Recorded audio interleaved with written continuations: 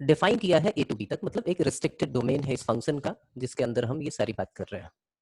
साथ में ये दिया हुआ है कि भाई एफ एक्स जो है वो कॉन्टिन्यूअस हो, एफ एक्स जो है वो डिफरेंशिएबल हो। तो कॉन्टिन्यूटी की मीनिंग क्या है कि इस पॉइंट से लेके इस पॉइंट तक उसका ग्राफ कहीं पे भी ब्रेक नहीं हो रहा है। डिफरेंशिएबिलिटी का क्या मतलब है, कोई ए से ऊपर इंटरवल ए टू बी तक कोई शार्प टर्न नहीं है, और कॉन्टिन्यूअस है तो ब्रेक होने के चांसेस है ही नहीं। और एंड पॉइंट पे वो हमारा क्या होगा, जैसे ए पे हम अगर निकालें तो उसका आर एस टी निकालेंगे, और बी पे निकालें तो उसका लेफ्ट हैंड डेरिवेटिव निकालेंगे, ऊपर इंटरवल में डिफरेंशिएबिलिटी है। और f of a is equal to f of b हो जाए, इसका मतलब जिस हाइट से वो फंक्शन चला था उसी हाइट पे आ जाएगा। ये मीनिंग हुई ना, ए पे भी उसकी वैल्यू वही आ रही है जो बी पे आ रही है, इसका मतलब वो फंक्शन घूम फिर के वही आ रहा है। तब उसने बोला कि देयर एग्जिस्ट एटलीस्ट वन सी, वहां पे एक ऐसा सी एग्जिस्ट करेगा जहां पे एफ डैश सी जीरो होगा। इसका मतलब जो टैंजेंट ड्रॉ करोगे उस पॉइंट पे, वो tangent is parallel to x axis. समझ में आ गई कहानी। अब इसकी ज्योमेट्रिकल मीनिंग क्या होगी, तो ज्योमेट्रिकल मीनिंग एक ये हुई कि सबसे पहले हम माने, और एक छोटी सी बात जो पकड़ में आ रही हो वो जरा ध्यान से देखना, अगर कोई फंक्शन कॉन्टिन्यूअस होगा और किसी क्लोज इंटरवल के लिए डिफाइन होगा, तो वो फंक्शन जो है हमारा क्या हो गया, बाउंडेड फंक्शन हो गया। मेरी इस बात की मीनिंग समझ में आ रही है कि अगर कॉन्टिन्यूअस है, ए से बी तक जा रहा है, तो उसका एक एब्सोल्यूट मैक्सिमा होगा और एक एब्सोल्यूट मिनिमा होगा। वो उस फंक्शन की रेंज होगी, और रेंज होगी तो इसका मतलब क्या है, जब भी कोई फंक्शन जो है वो क्लोज इंटरवल में डिफाइन हो तो हमेशा बाउंडेड होगा। हमेशा दिमाग में रखना है इसको। जिन फंक्शंस के डोमेन जो है वो रियल नंबर होते हैं, जिन फंक्शंस के डोमेन रियल नंबर होते हैं, वो ओपन इंटरवल में डिफाइन होता है, माइनस इन्फिनिटी से प्लस इन्फिनिटी। उनमें एब्सोल्यूट मैक्सिमा और एब्सोल्यूट मिनिमा हो भी सकता है और नहीं भी हो सकता है। अब यहाँ की कहानी मैं ऐसे समझता हूँ कि एक फंक्शन है वो कॉन्टिन्यूअस है किसी इंटरवल में, तो मैं मान के चलता हूँ कि ए यहाँ है या ए यहाँ मान लेते हैं, तो दिया नहीं है कि पॉजिटिव है या नेगेटिव है, तो कहीं से कहीं ले सकते हैं, और बी यहाँ पे है। तो कॉन्टिन्यूअस है तो एक दिमाग में बात आती है कि ऐसा कुछ हो सकता है बिल्कुल स्ट्रेट लाइन हो, और स्ट्रेट लाइन है and it is parallel to x axis, तो एफ डैश सी कितने पॉइंट पे जीरो है, इनफाइनाइट पॉइंट पे, क्योंकि इसका स्लोप ही जीरो हो गया। अब जितने पॉइंट खोजोगे उतने पॉइंट है। पहली कंडीशन सेटिस्फाई कर रहा है कि ये कॉन्टिन्यूअस है, दूसरी कंडीशन सेटिस्फाई कर रहा है कि डिफरेंशिएबल है, ठीक है ना, कांस्टेंट इसका डेरिवेटिव आ रहा है, और एफ ऑफ ए पे जितनी वैल्यू है उतनी एफ ऑफ बी पे है, इसका मतलब सेम हाइट पे आ रहा है। दूसरी कहानी क्या हो सकती है, कुछ ऐसा हो सकता है ये फंक्शन, भाई ये रहा, ये रहा। अब दो पॉइंट हम ले लेते हैं, एक पॉइंट हमने ले लिया कौन सा, ए, और दूसरा पॉइंट हमने ले लिया बी। इस हाइट पे ये फंक्शन जा रहा है, तो या तो ये ऐसे चल के घूम के यहाँ आया होगा, या फिर नीचे से ऐसे घूम के आ गया होगा, ऐसा कुछ होगा function.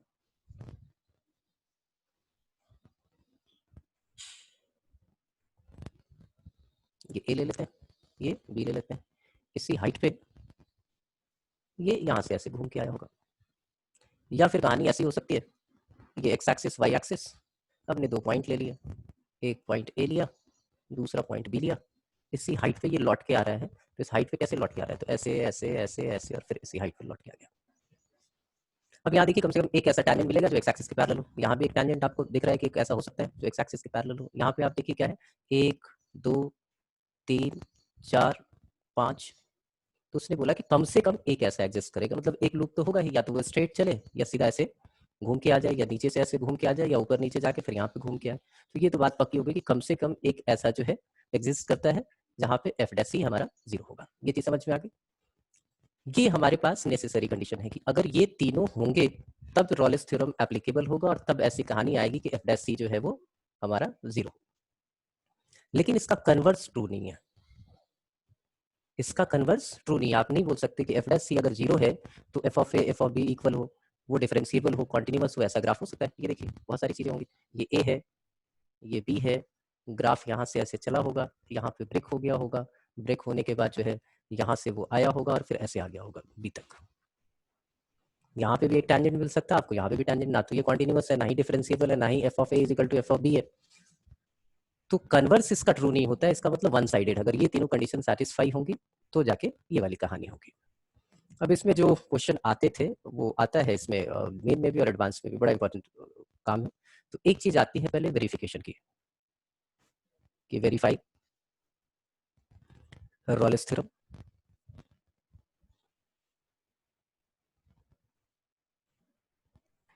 for the function fx is equal to x square plus 2x minus 8 for all x belongs to -4 से 2। बहुत सिंपल सी कहानी है, इसमें आपको सब कुछ दिख भी रहा है कि ये रॉलिस थ्योरम जो वेरीफाई करना है वो इस इंटरवल के लिए वेरीफाई करना है, और ये भी आपको पता है कि ये आपको पता है ये क्या है, एक क्वाड्रेटिक फंक्शन है। क्वाड्रेटिक फंक्शन है तो कॉन्टिन्यूअस डिफरेंशिएबल होगा। तो पहले जब बोर्ड के लिए करना होता था तो ऐसे लिखना होता था, एक क्वेश्चन में कम से कम बता देता हूँ कि आप सबसे पहले क्या लिखते कि f x is continuous in close interval -4 to 2। बोले भाई कैसे कॉन्टिन्यूअस हो गया, आपने कैसे बता दिया? तो आपने लिखना है because F x is polynomial function, और ये आपने पढ़ रखा है कि पॉलिनोमियल जो है वो ऑलवेज कॉन्टिन्यूअस एंड डिफरेंशिएबल होता है। तो कौन कौन से फंक्शन सदाबहार होते थे? एक तो पॉलिनोमियल फंक्शन था, एक साइन फंक्शन था, एक कोसाइन फंक्शन था। लॉग और एक्सपोनेंशियल फंक्शन ऑलवेज कॉन्टिन्यूअस होते हैं अपने डोमेन में, ये तो रियल के लिए होता है, polynomial sine x and cos x. और बाकी फंक्शन के लिए कैसे कंटिन्यूटी चेक करें? हर पॉइंट पे -4 और 2 के बिटवीन कितने पॉइंट है? इनफाइनाइट पॉइंट है, तो कहाँ से चेक कर पाएंगे हर पॉइंट पे?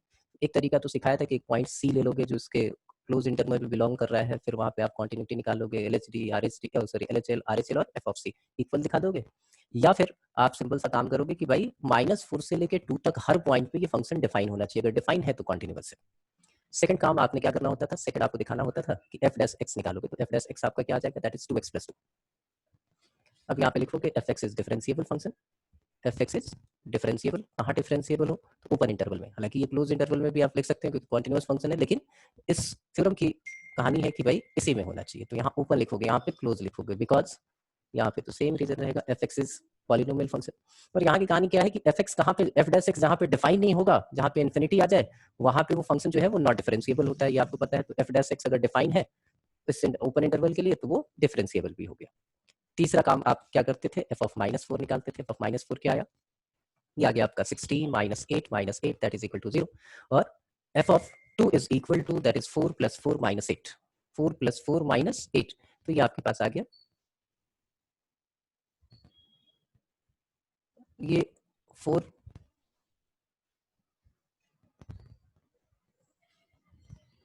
+ 4 - 8, ये भी हमारा 0 आ गया। तो यहाँ से ये भी कंडीशन आ गई आपके पास, f of -4 is equal to f of 2। तो यहाँ से आ गया देयरफॉर एफ एक्स इज यहाँ आप लिखोगे therefore Rolle's theorem is applicable.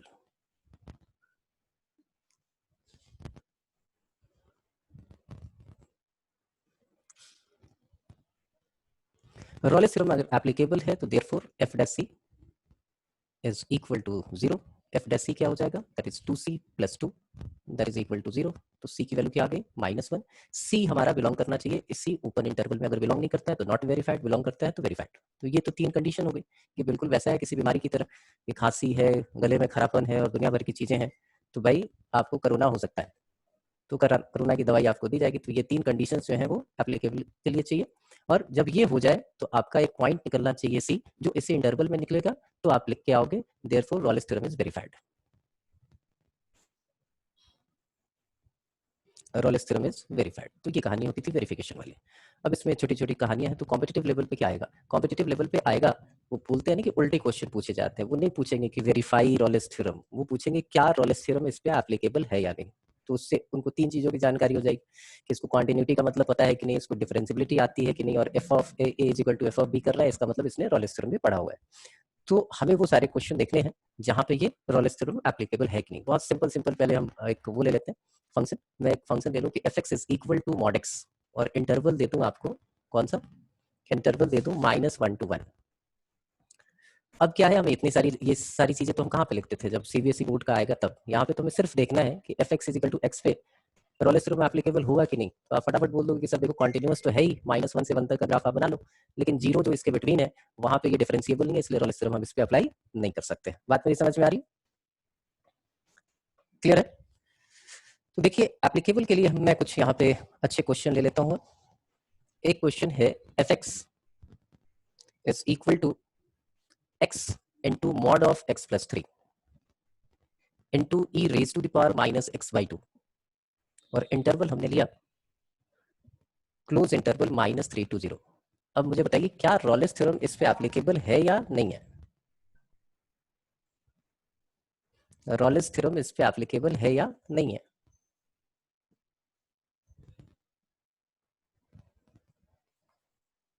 Jasper बताओ, जेस्पर।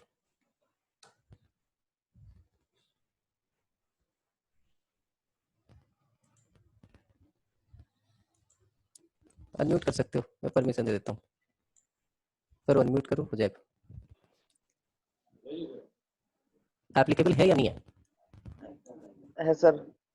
अच्छा, ये तो मॉड फंक्शन है, लेकिन क्या सर? मॉड है ना, हम्म। -3 पे तो डिफरेंशिएबल नहीं होगा। नहीं तो वो तो ओपन इंटरवल -3 पे बिल्कुल देखेंगे सही, ना। बिल्कुल सही, हमें ओपन इंटरवल देखना है, इसीलिए देखो छोटी छोटी चीजें हमें यहाँ पे पकड़नी है कि भाई आप इस फंक्शन को ऐसे भी लिख सकते थे, अगर x+3 है तो इसका क्रिटिकल पॉइंट हो गया -3, -3 के राइट हैंड साइड में ये पॉजिटिव रहेगा और इस पे ये नेगेटिव रहेगा। तो इस इंटरवल के लिए आप चाहे तो इस फंक्शन को ऐसे भी डिफाइन कर सकते थे, x into x minus x into x+3 into e raise to the power -x/2। अब आपको पता है कि भाई ये कॉन्टिन्यूअस तो होगा ही। अब सिर्फ एक चीज चेक करनी थी, वो कौन सी? f of -3 f of 0। तो जब -3 होगा तो ये 0 हो जाएगा, और 0 पुट करोगे तो इस x की वजह से ये पूरा 0 हो जाएगा। तो रॉलेस थ्योरम इस पे एप्लीकेबल हो गया। बाद में f डैश c अगर पूछा जाए तो f डैश c आप निकाल के दिखाओगे। मैं एक और ले लेता हूँ। fx is equal to log of e x square plus a b divided by a plus b into x. ये आपके पास एक फंक्शन है, क्वेश्चन पूरा सुन लीजिए। x जो है वो कहाँ बिलोंग कर रहा है? x बिलोंग कर रहा है a टू b। क्वेश्चन है for which of the following functions Rolle's theorem is not applicable, find c if possible. आपको सी भी इस बार ही निकालना है और एप्लीकेबल है या नहीं ये भी बताना है। क्या रॉलेस थ्योरम इस फंक्शन के लिए एप्लीकेबल है या नहीं है, ये बता दो।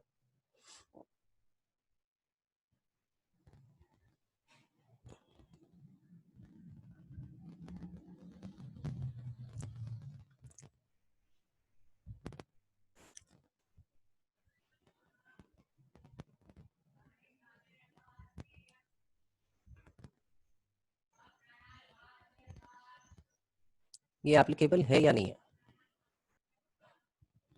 तो आप बोलो इस एफ को हम ऐसे लिख लेते हैं, log of x square plus a b with base c minus log of a plus b minus log of x. यही होगा ना, प्रॉपर्टी लगा दे लॉग वाली।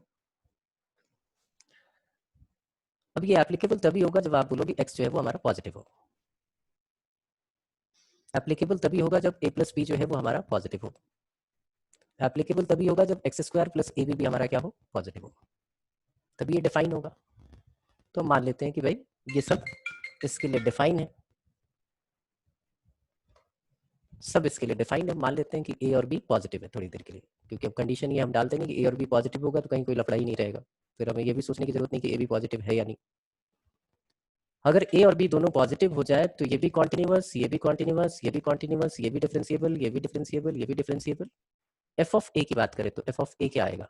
एफ ऑफ ए देखिए यहीं पुट कर देते हैं, ज्यादा आसान है। तो एफ ऑफ ए आ गया हमारे पास log of a square plus a b divided by a put करेंगे तो a square plus a b यहाँ भी आएगा। ये log 1 हो गया, और log 1 जो है वो हमारा 0 होता है।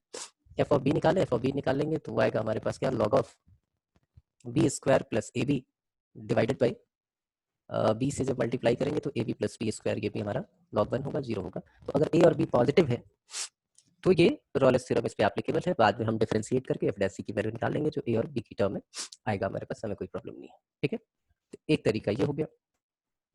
एक और इसमें एक डिफरेंट टाइप का क्वेश्चन लेते हैं जो इसकी वैरायटी है। उसमें हमने लिखा कि f x is equal to x minus 4 into x plus 1 का whole square in the interval -1 to 4। Then the value of c, then the value of C in Rayleigh's theorem is P by Q, where M and N have no common factor.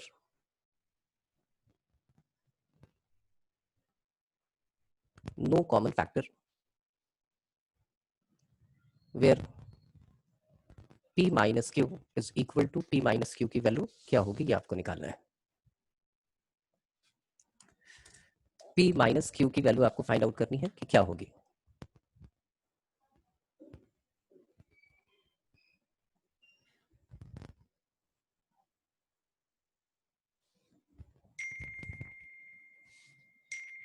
m और n तो कुछ होगा ही नहीं, question में गलत है। ये p n q कर दो, p n q है नो कॉमन फैक्टर, तो p माइनस क्यू निकालना है। तो देखिए ये हमारा कौन सा function, polynomial function, continuous differentiable, कहानी खत्म। f ऑफ -1 पुट करेंगे ये 0 हो जाएगा, पूरा 0 हो जाएगा। f ऑफ 4 पुट करेंगे ये 0 हो जाएगा। रॉलेस थ्योरम एप्लीकेबल है, आप सीधा बोलो f dash c equal to 0, तो f डैश x निकाल लेते हैं।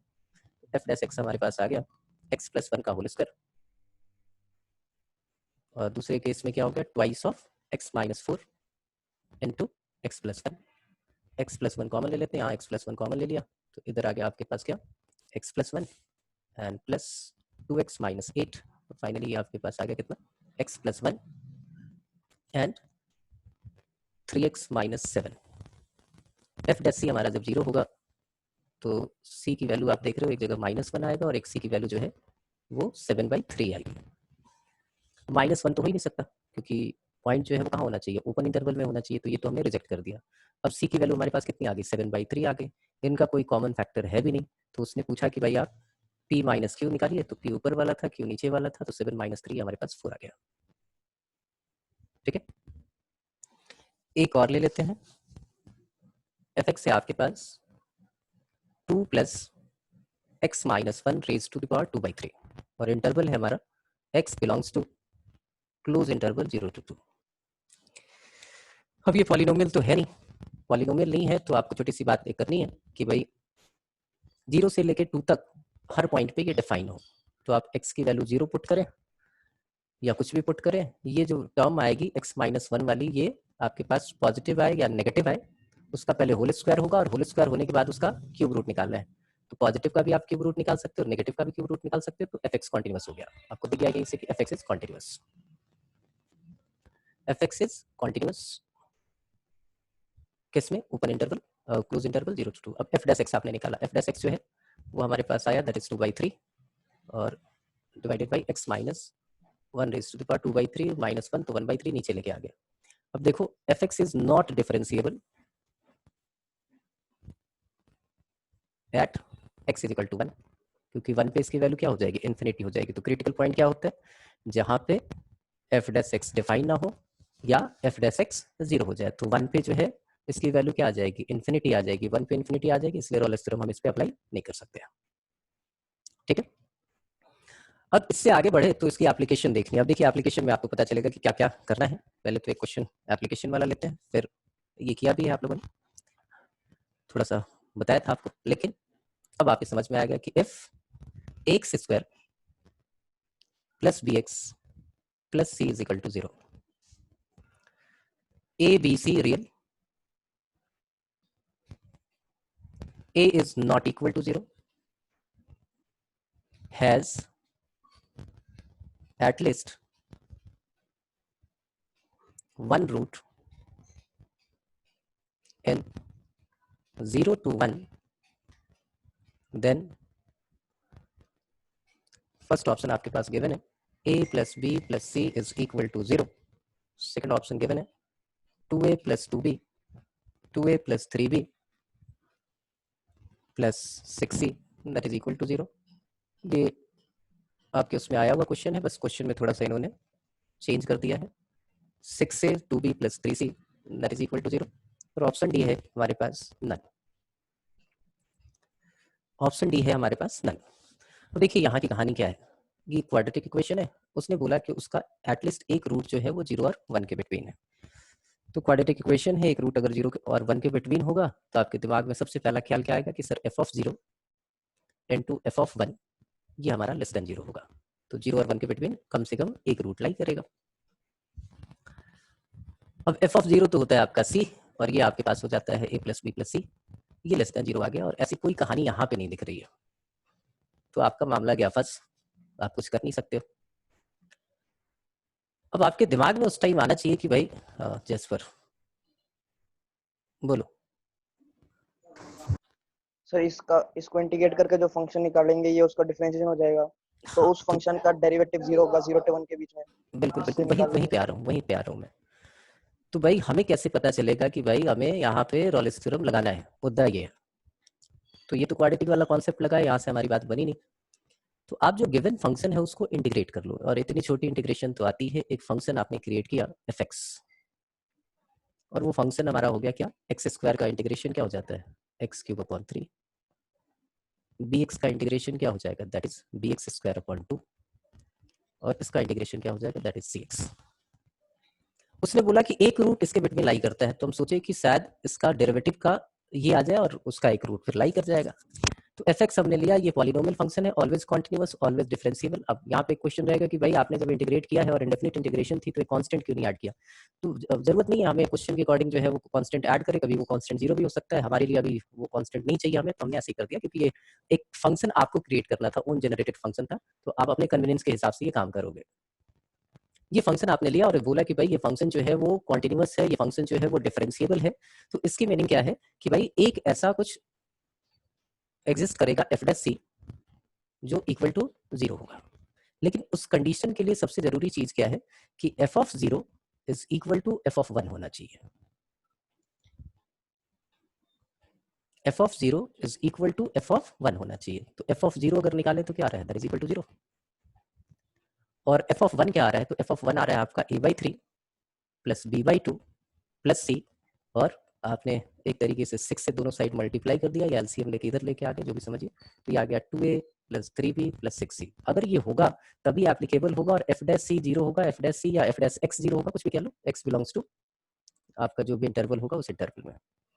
तो एफ डैश एक्स अगर 0 होगा तो एफ डैश एक्स क्या आ जाएगा, वही आ जाएगा आपके पास, डिफरेंशिएट करो तो x square plus b x plus c is equal to 0 for all at least 1c। 1c belongs to कौन सा interval, open interval 0 to 1।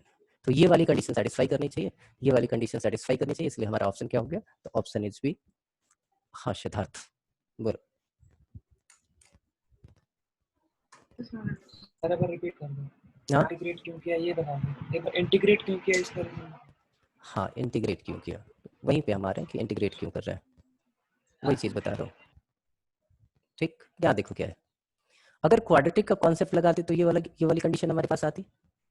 Quadratic का अगर कॉन्सेप्ट लगाए तो हमारे पास ये वाली कंडीशन आएगी, और हमने क्या करना है कि इस वाले कंडीशन से कुछ यहाँ पे हो नहीं रहा है। तो मैं सोचता हूँ कि एक ऐसा फंक्शन क्रिएट करूँ जिसका डेरिवेटिव ये हो, और उस पर रॉलिस थ्योरम लगा दे। तो किसी इंटरवल में कम से कम एक एटलीस्ट 1 रूट वाली कंडीशन तो रॉलिस में ही आती है। तो हमारे दिमाग में इसलिए आया कि मैं इसको इंटीग्रेट कर दूं, तो मैंने इंटीग्रेट किया, ये आ गया, इसको इंटीग्रेट किया, ये आ गया, इसको इंटीग्रेट करके हमने ये कर दिया। अब मुझे पता है कि जब इसका इंटीग्रेशन ये है तो इसका डेरिवेटिव क्या होगा, ये होगा।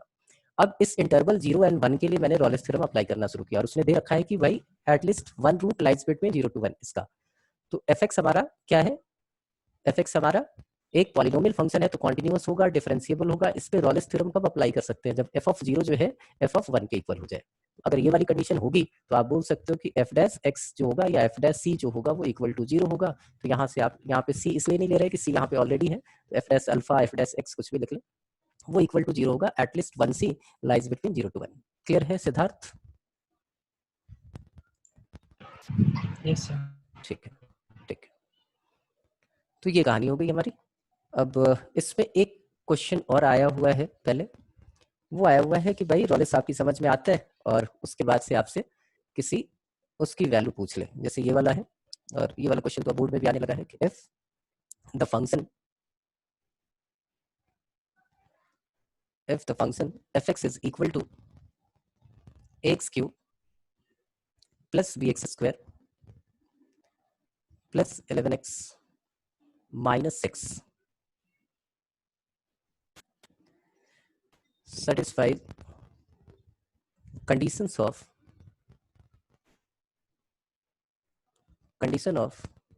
Rayleigh's theorem.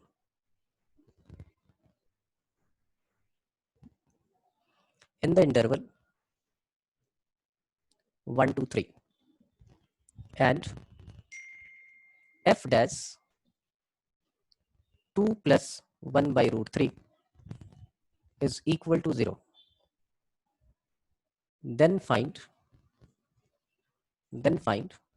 A and B. उसने पहले ही बोल दिया, और नहीं भी बोलता है तो पॉलिनोमियल वो उसका क्या बोलते हैं, पॉलिनोमियल फंक्शन है तो कॉन्टिन्यूअस डिफरेंशिएबल तो आपको जानकारी थी। रॉलेस थ्योरम आने से एक फायदा आपके पास हो गया कि आप बोलोगे कि सर f of 1 जो होगा वो f of 3 के इक्वल होगा, और दो अननोन है तो दो कंडीशंस चाहिए हमें।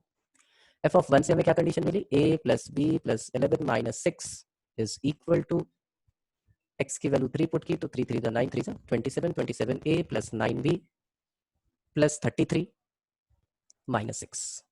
फाइनली ये कितना आ जाएगा, 26a plus 8b minus 6 तो कैंसिल कर देते हैं, plus 22 that is equal to 0, या फिर 2 से भी डिवाइड कर दे, 13a plus 4b plus 11 is equal to 0। तो ये हमारे पास पहली कंडीशन आ गई। दूसरी क्या है कि f डैश x 0 होगा किस पॉइंट के लिए, तो 2 plus 1/√3, तो f डैश x निकाल लिया। f डैश x की वैल्यू क्या होगी, f डैश x जो है वो हमारे पास 3ax² plus 2bx and plus 11, तो यहाँ पुट कर देंगे, ये 0 पुट कर देते हैं, और इधर 3a 2 plus 1/√3 का whole square plus 2b 2 plus 1/√3 and plus 11।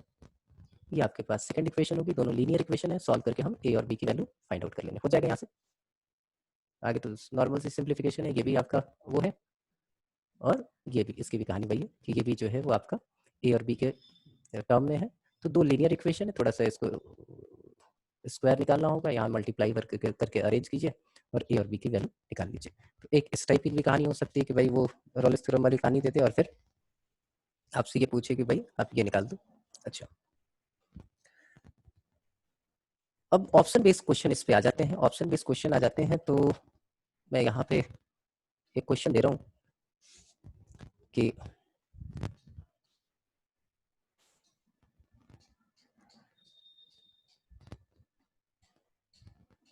let fx is differentiable in the interval 1 to 3 and f of 1 is equal to f of 3, then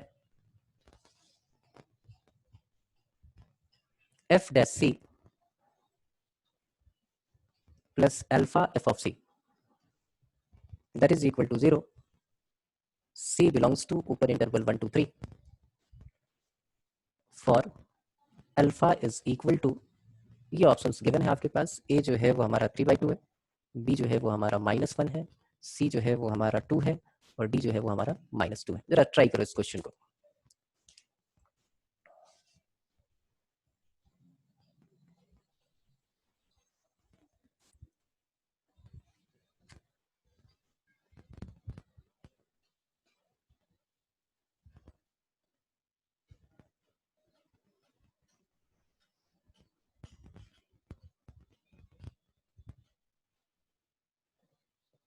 कैसे इस क्वेश्चन को अटेम्प्ट करेंगे?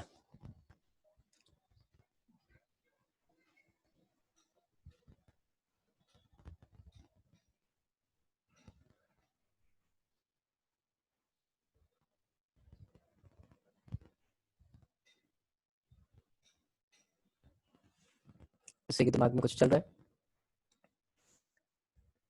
सिद्धार्थ, हाँ सिद्धार्थ बताओ। हाँ सर। नहीं, जो पहले वाला ही था सिंपली। दो चीजें देखो, छोटी छोटी चीज पकड़नी है, ये पकड़ में नहीं आता है कि वो अप्लाई कब करेंगे, तो जो चीजें हैं वो आपके दिमाग में होंगी थोड़ी बहुत तो काम करेंगी। हालांकि इसमें सब मैथ्स में तो जानते हो सब चीज मिक्स रहती है। एफ अगर डिफरेंशिएबल है 1 से 3 तक, तो आपने कंडीशन पढ़ी थी वहां डिफरेंशिएबिलिटी में कि अगर कोई फंक्शन डिफरेंशिएबल है तो पक्का है कि वो कॉन्टिन्यूअस होगा। कॉन्टिन्यूअस है तो डिफरेंशिएबिलिटी की कोई कहानी नहीं है। और क्लोज इंटरवल में अगर डिफरेंशिएबल है तो ओपन इंटरवल में भी डिफरेंशिएबल होगा, वहां भी कोई दिक्कत नहीं है। ओपन इंटरवल में डिफरेंशिएबल है और कॉन्टिन्यूअस भी हो गया तो, और f of 1 f of 3 आपका इक्वल हो गया, तो एक बात तो पक्की हो गई कि भाई रॉलेस थ्योरम इस पे एप्लीकेबल है, क्योंकि जैसे ये आएगा एंड पॉइंट पे दोनों की वैल्यूज गिवन होगी तो वहां से एक चीज स्ट्राइक करेगी कि भाई यार रॉलेस थ्योरम में कहीं ना कहीं हमारे को फंसा रहा है। अब f dash c plus alpha f c अगर 0 है और सी जो है वो 1 से 3 के बीच में बिलोंग कर रही है, तो अल्फा की वैल्यू क्या हो सकती है? तो यहाँ एक छोटी सी चीज करनी होगी। सी क्या है? एक वेरिएबल है। थोड़ी देर के लिए उसको एक्स मान लो, एक्स को जो है आप वेरी करा दो 1 से लेकर 3 तक। एक्स की टर्म इसलिए लिख रहा हूँ कि वो सी से फिर कांस्टेंट वाली फीलिंग आनी शुरू हो जाती है, इसलिए हमने ऐसे लिख दिया f c that is equal to 0। अब हमने क्या किया? ऐसे लिखा f dash x is equal to minus alpha into f of c. फिर हमने क्या लिख दिया? F dash x upon f x, ये आपके पास आ गया क्या? That is equal to minus alpha. अब इसको अगर इंटीग्रेट करें हम, इसको इंटीग्रेट कर दे एक्स की टर्म में, तो ये देखिए एफ एक्स को अगर आपने टी लिया तो f dash x D x D T में कन्वर्ट हो जाएगा। ये देखिए थोड़ी सी इंटीग्रेशन छोटी छोटी है, ये इतनी बेसिक मैथ्स में आपने सीखी हुई है। ये लिखा तो D T by D x क्या हो जाएगा? D T by D x हो जाएगा हमारा क्या? F dash x D x. ठीक है, ये डी एक्स उधर भेज दिया हमने। तो ये वाली कहानी हो गई आपके पास। ऊपर आ जाएगा डी टी और नीचे आ जाएगा टी, तो इसको आप लिख सकते हैं लॉग ऑफ टी। बेस क्या होगा लॉग का? ई होगा। तो मैं अब डायरेक्टली लिख देता हूँ कि यहाँ पे जो इसका इंटीग्रेशन आएगा वो आएगा log of f x with base e, और यहाँ अल्फा तो कांस्टेंट है आपके लिए, तो minus alpha x. F x is equal to हमने लिख लिया that is e raise to the power minus alpha x, right. अब उसने बात की अल्फा क्या है? कोई भी कांस्टेंट है, अल्फा का इस इंटरवल से कोई लेना देना है नहीं। तो अब इन चारों ऑप्शंस में से आप बताइए कि कौन सा ऑप्शन ट्रू होगा? 3/2, -1, 2 या -2? कौन सा ऑप्शन? तो आप बोलो कि अगर ये रॉलेस थ्योरम अप्लाई हो रहा है, रॉलेस थ्योरम अप्लाई हो रहा है, तो फंक्शन तो हमें मिल ही गया। और फंक्शन मिल गया तो इसको हम ऐसे लिख देते हैं कि भाई एफ डैश सी क्या होगा? तो एफ डैश सी हो जाएगा हमारे पास minus alpha e raise to the power minus alpha x, और ये वाला क्या है? Alpha into e raise to the power minus alpha x. ये दोनों तो अल्फा की किसी भी वैल्यू के लिए कांस्टेंट वो 0 हो जाएंगे। तो इसका मतलब ए भी ऑप्शन है, बी भी ऑप्शन है, सी भी ऑप्शन है, डी भी ऑप्शन है। किसी को कोई प्रॉब्लम इसमें? किसी को कोई प्रॉब्लम तो बताओ। 2 3 4 पापड़े। अच्छा रुको रुको रुको, आ गया। पहला है सिद्धार्थ, दूसरा है जैस्पर, तीसरा कौन है? चलो भाई एक एक करके। जैस्पर बोलो। सर ये एफ एक्स तो ई की पावर एक्स आ रहा है, और अगर ये रोलेस थ्योरम को सेटिस्फाई नहीं करेगा ना, क्योंकि ये इसका एफ डैश एक्स तो कभी 0 होगा नहीं। जरूरी तो नहीं। वो क्यों नहीं अल्फा करेगा 0 होगा सेटिस्फाई? तब मेरी बात एफ सुनो डैश एक्स। भाई, देखो इस कंडीशन को वो सेटिस्फाई कर रहा है, तो अब इसमें जो ये फंक्शन बनेगा e raise to the power minus alpha x 1 से 3 के बिटवीन है। अब तुम्हारी बात है कि भाई अब पहले के ले लेते हैं e raise to the power, e raise to the power alpha की वैल्यू जो है वो हमने मान लो -1 ही ले ली, तो -1 ले ली तो e raise to the power x हो गया। आपका ये कहना है ना? यही है ना? Rolle's theorem. तो रॉलेस यस थ्योरम सर। यहाँ इसमें सेटिस्फाई नहीं हो रहा है, लेकिन उसने तो बोल दिया कि ये कोई फंक्शन है जिसमें f(1) और f(3) जो है वो इक्वल होगा। तो अब कहानी क्या है कि भाई इस फंक्शन के साथ आप कोई कांस्टेंट ऐड कर सकते हो, सबट्रैक्ट कर सकते हो, मल्टीप्लाई कर सकते हो, डिवाइड कर सकते हो, वो एज इट इज रहेगा। तो हमें इसके बेसिस पे देखना है कि इस टाइप का कुछ फंक्शन ये क्रिएट हो रहा है, तो ये फंक्शन हमारा क्रिएट हो गया। हालांकि उल्टा हम चले कि भाई e raise to the power x बने या e raise to the power -2x बने या e raise to the power 2x बने, तो ये वाली कंडीशन तो सेटिस्फाई कर जाएगी, लेकिन ये वाली कंडीशन सेटिस्फाई नहीं करती। ये वाली कंडीशन सेटिस्फाई नहीं करती है। अच्छा शुभम बोलो, शुभम तुम भी बोलो। f1 और f3 भी तो इक्वल नहीं हो रही की पावर x में। हाँ इसकी तो जरूरत ही नहीं पड़ी f1 और f3 की। उसने ये तो कह दिया कि ये दोनों इक्वल है इस फंक्शन के लिए, मगर है हो नहीं रही ना, जो फंक्शन आया उसमें इक्वल। हाँ ये फंक्शन जो आ रहा है वो फंक्शन तो ये तब भी आएगा जब e raise to the power minus alpha x हो। तो एक काम करते हैं हम, e raise to the power minus alpha और e raise to the power -3 alpha ऐसे कर लेते हैं। ये दोनों अल्फा के किस वैल्यू के लिए इक्वल होंगे? किसी 0 के लिए होंगे बस। 0 के लिए होंगे। तो यहाँ अल्फा की वैल्यू 0 नहीं दे रखी, तो क्वेश्चन बनाने वाले ने ये पंगा किया है, ठीक है ना? क्वेश्चन बनाने वाले ने ये पंगा किया कि उसने ये हाइपोथेटिकल टाइप चीज ले ली, क्योंकि जब ये होगा तो वो सेटिस्फाई नहीं करेगा। बिल्कुल ठीक है, क्वेश्चन में प्रॉब्लम है, उस केस में क्वेश्चन में प्रॉब्लम है, क्योंकि ऐसे हमने क्रिएट तो कर दिया, लेकिन क्रिएट करने के बाद हमारे पास समस्या क्या है कि जब ये वाला फंक्शन हम लेंगे जो इस वाली कंडीशन को सेटिस्फाई कर रहा है, तो इसको सेटिस्फाई नहीं करेगा। क्यों नहीं करेगा?